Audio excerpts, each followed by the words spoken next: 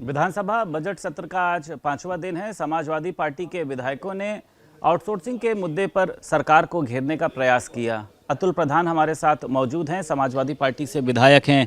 किस तरीके का आश्वासन मिला? सवाल तो आप लोग तमाम तरीके के उठा रहे हैं, कुछ आश्वासन मिल रहे हैं आप लोगों को? देखिए, मैं एक बात आपको बता दूं, ये पूरी सरकार निजीकरण को बढ़ावा देने की सरकार है।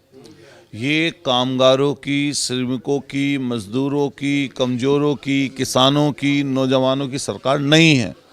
ये उद्योगपति साथियों को, कुछ धन्ना सेठों को लाभ देने के लिए सरकार पूरी बनी हुई है। जहां बड़े स्तर पर अडानी और कुछ चुनिंदा उद्योगपतियों की मदद कर रही है सरकार, वहीं निचले स्तर पर अब श्रमिकों को भी बर्बाद करने का उन्होंने मन बना रखा है। मेरा खुद का क्वेश्चन ये था, क्या जो अपना सूचकांक है उसके हिसाब से क्या इनकी सैलरी को जोड़ने का काम करेगी सीपीआई के अंतर्गत? तो लेकिन इस सरकार ने उसके बारे में कोई जवाब नहीं दिया और जोड़ा नहीं है आज तक। फिर हमने जो गिग वर्कर हैं, जो डिलीवरी बॉय हैं, आपने देखा होगा केंद्र में बड़ा विषय उठा, उसके ऊपर नियम बन रहा है, कुछ बना है, कुछ बन रहे हैं नियम। लेकिन आप सोचो, आधी रात में 10 मिनट के अंदर पहुंचना है, धूल है, मिट्टी है, ट्रैफिक है, जान चली जा रही है, पैर टूट जा रहे हैं, लेकिन कोई सामाजिक सुरक्षा नहीं है।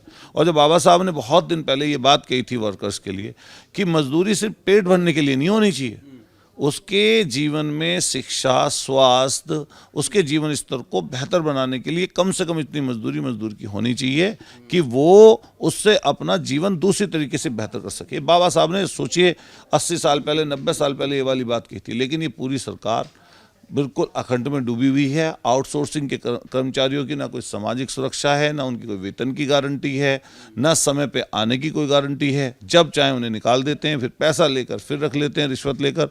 ये पूरी जगह, मैंने मेरठ का जिक्र किया अपने मेडिकल कॉलेज का, 4-4 महीने पूरे प्रदेश में कितनी, ना जाने कितनी जगह ऐसी हैं जहाँ 4-4, 5-5 महीने सैलरी नहीं आती। बहुत थोड़ी सैलरी है, 10,000, 12,000, 14,000, कहीं तो ऐसा भी पता चला कि 8,500 हज़ार रुपये भी सैलरी पर वो लोग बेचारे काम करने के लिए मजबूर हैं।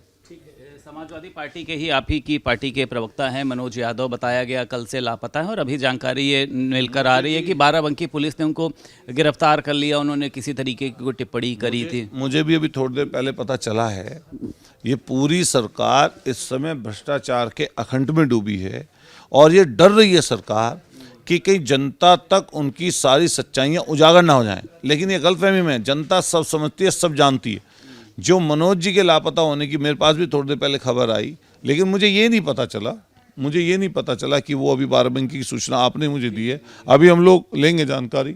लेकिन सरकार के खिलाफ, सरकार के कार्यकलापों के खिलाफ कोई अगर बोलेगा तो उसके खिलाफ तुरंत के तुरंत ये लोग कार्रवाई करेंगे। और ये भारतीय जनता पार्टी के जो IT सेल के फर्जी वर्कर हैं, ये किसी के साथ कुछ भी लिख देंगे, बदतमीजी की बातें बोलेंगे, सोशल मीडिया प्लेटफॉर्म पर अनाप शनाप बातें बोलेंगे, तो यही काम इनका है। अच्छा, एक सवाल और बड़ा खड़ा हो रहा है। अभी कुछ दिन पहले आपने देखा होगा कि कोर्ट ने ये कहा था कि पुलिस फैशन में जो है वो हाफ एनकाउंटर करती। कल तो जेल के अंदर एक कैदी ने एक जज के सामने इस बात को बोल दिया है।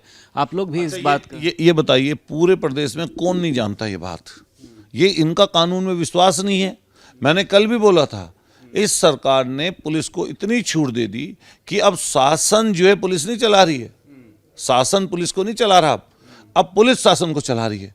डायरेक्ट मुख्यमंत्री उसको डील कर रहे हैं और पूरी व्यवस्थाएं पुलिस को दे दी गई हैं। के खिलाफ ही मनोज यादव ने भी टिप्पणी करी थी। आपने पुलिस पर आरोप लगाया। मनोज यादव भी इस समय पुलिस की गिरफ्त में ही हैं। क्या समाजवादी पार्टी को कुछ डर नहीं है? क्या डर है समाजवादी पार्टी को, बताइए?